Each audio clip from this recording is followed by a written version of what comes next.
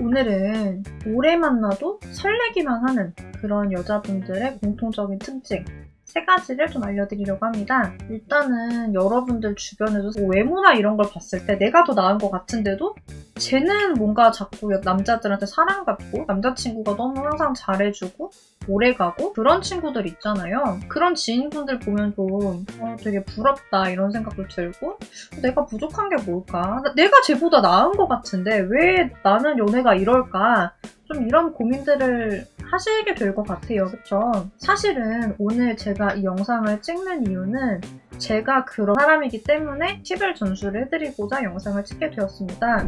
저 같은 경우에는 2006년 1월 초부터 시작해서 여태까지 연애를 쉰 기간이 한 달밖에 없어요. 그 한 달을 기점으로 해서 암연애를 7년 4개월 정도 했고 그 이후의 연애가 현재 남편과의 결혼 생활까지 이어진 연애입니다.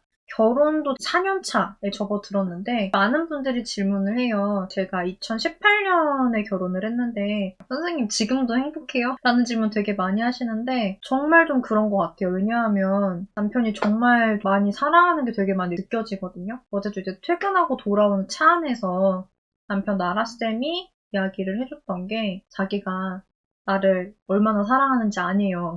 이 질문을 진짜 매일 해요. 그리고 또 제가 얘기를 했었을 때 많은 분들이 이건 진짜 부럽다라고 얘기를 했던 포인트가 뭐냐면 시댁에 가잖아요. 그럼 남편이 잠에 들어야 할 때가 되면 항상 질문을 하는 게 시원아 혹시 오늘은 힘든 거 없었어? 그런 부분들 있으면은 뭐든지 얘기해도 괜찮아. 오빠가 들어줄게.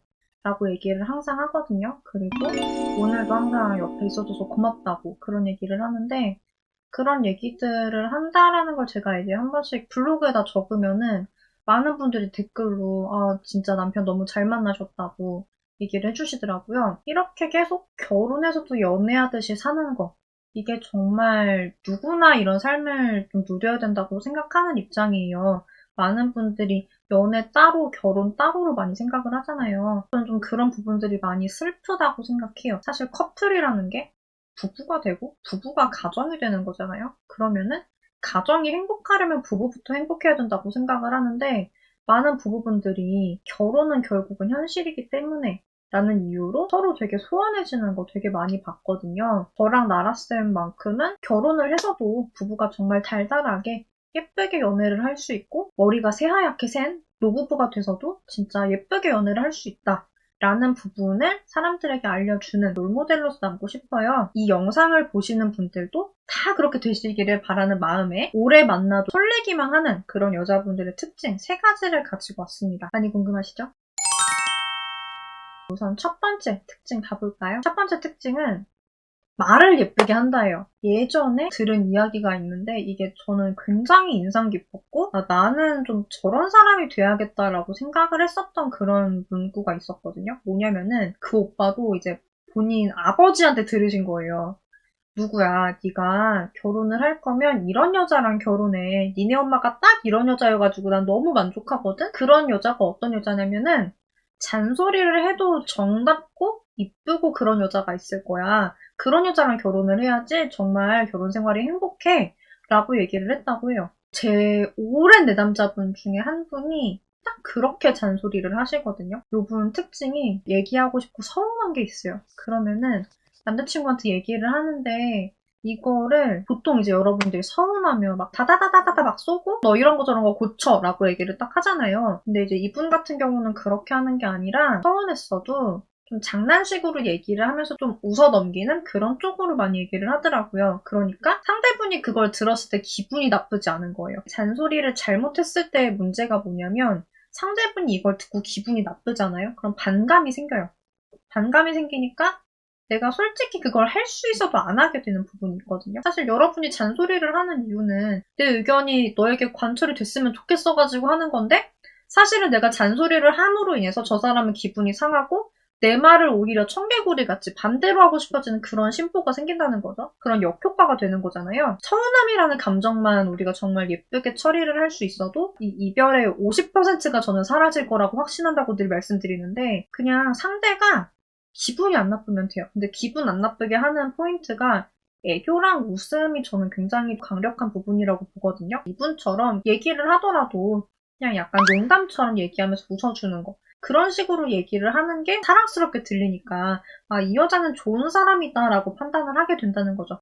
두 번째 특징은 기분이 상해도 감정이 태도가 되지 않는 것이 매력적인 여자분들의 특징이에요. 매력이라고 얘기를 했었을 때 많은 분들이 그냥 예쁜 거 아닌가라고 생각하셨을 수 있어요. 사실 여러분들 다 아시다시피 외모랑 몸매랑 스펙이랑 이런 거 다 뭐예요? 1차 관문에서 보는 거예요. 그죠? 1차 관문에서는 내가 합격이니까 연애를 한 거고 사람들이 연애에서 보는 거는 이 사람의 인성이나 가치관이나 생활 습관이나 나랑 정말 잘 맞는가 혹은 우리가 서로 불행하게 하는 건 없는가 이런 부분들을 보는 거란 말이죠. 그런데 사실 연인이 같이 있을 때 항상 너도 하하호호 하고 나도 하하호호 하고 그러면은 너무나 좋겠지만 그렇지 않은 순간들이 굉장히 많은 게 사실이죠. 그런 순간순간을 함께 손을 잡고 버텨나가는 게 커플이고 부부라고 생각을 하는데 그런 관계가 되려고 했었을 때 가장 중요한 거는 우리가 항상 좋지 않다고 하면 분명히 서로가 되게 힘든 순간이 있을 거고 그럴 텐데 그럴 때 많이들 못하시는 게 내 기분이 안 좋다는 것 때문에 상대에게 감정적으로 대하는 거예요. 저 사람은 정말 나한테 소중한 사람인데 나한테 부당하게 대해요. 누가 좋겠어요, 그게. 그걸 많이 겪다 보면은 실망하게 되는 거고 실망한 만큼 감정이 떨어지는 거고 감정이 떨어지다 보면 이별을 할 수 있는 거잖아요. 그래서 우리가 정말 오래 만나도 질리지 않으려면 가장 중요한 포인트가 이런 내 감정이 안 좋고 내 감정이 태도가 될 수 있는 환경에서도 상대를 많이 배려해주는 마음씨. 이런 부분들이 보였을 때 굉장히 특별해 보이고 돋보이지 않을까 싶고요. 이건 여러분들도 마찬가지일 거라고 생각을 해요. 단순히 정말 외모가 잘생겼거나 직업이 좋거나 뭐 이런 사람들도 물론 굉장히 매력적이지만 그런 스펙을 가지고도 나한테 함부로 하는 사람이랑은 오래 가고 싶지 않잖아요. 이거는 남자분들도 마찬가지예요. 또 굉장히 중요한 포인트. 남자분들이 여자분의 이런 모습을 보면은 결혼까지 생각을 하거든요. 그게 뭐냐면은 남자분이 취준이라든지 혹은 사업이 좀 안 풀린다든지 그렇게 한없이 나락으로 떨어지는 느낌이 들 때 그때 사실 많은 남자분들이 옆에 있는 여자분이 누구든 그냥 이별을 선택하는 경우가 진짜 많아요. 그런데 그런 경우에 오히려 결혼을 결심하시는 순간들이 있거든요. 그런 경우가 어떤 경우냐면 그 순간에 여자분이 묻지도 따지지도 않으면서 좀 내 자존감을 많이 배려를 해주고 상황이 풀릴 때까지 묵묵하게 기다려주거나 좀 묵묵하게 서포트를 해줄 때 그럴 때 이 사람이랑 함께라면 정말 내가 좋을 때만이 아니라 진짜 힘든 순간에도 함께 할 수 있겠구나 라는 생각을 되게 많이 하더라고요. 그리고 제 남편이 나라쌤도 사실은 그랬어요. 저랑 만나고 진짜 몇 개월 안 됐을 때였는데 그때 진행하던 프로젝트, 사업, 요게 굉장히 좀 안 좋아진 거예요. 대학생이긴 했지만 그때 그런 걸 하더라고요. 너무 자존심이 상했는지 좀 약간 안 좋은 생각도 많이 하던 시기였는데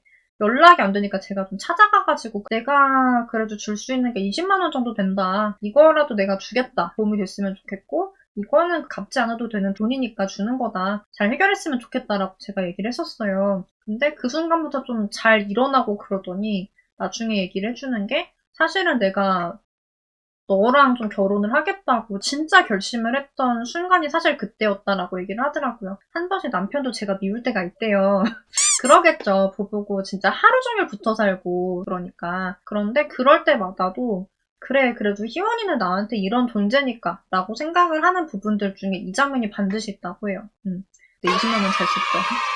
좀 어쨌거나 저 말고도 좀 이런 순간을 경험하셨던 부부분들 같은 경우에 예쁘게 오래 유지가 되는 걸 제가 많이 본 것 같아요. 그래서 여러분들도 진짜 놓치기 싫은 여자가 되고 싶고 정말 연애를 예쁘게 오래 하고 싶다고 하시면은 좀 그런 순간들을 나에게 소중한 사람들에게 만들어주는 게 어떨까. 그리고 사실은 제가 보통 오래 연애를 하는 방법에 대해서 연애 유지 능력으로 많이 말씀을 드리는 편이에요.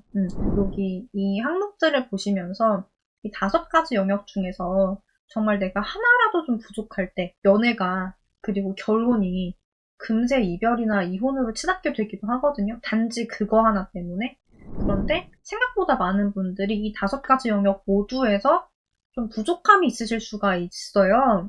굉장히 좀 많이 봤어요, 그런 분들을. 그래서 나는 정말 이 5가지 영역에서 진짜 탁월한 사람인가? 생각을 해보시고 이 연애 유지 능력이 잘 갖춰져 있을 때 이것이 여러분들의 연애와 결혼 생활의 행복도를 좌우를 할 겁니다. 그리고 진짜 오래가게 만들어 줄 거예요.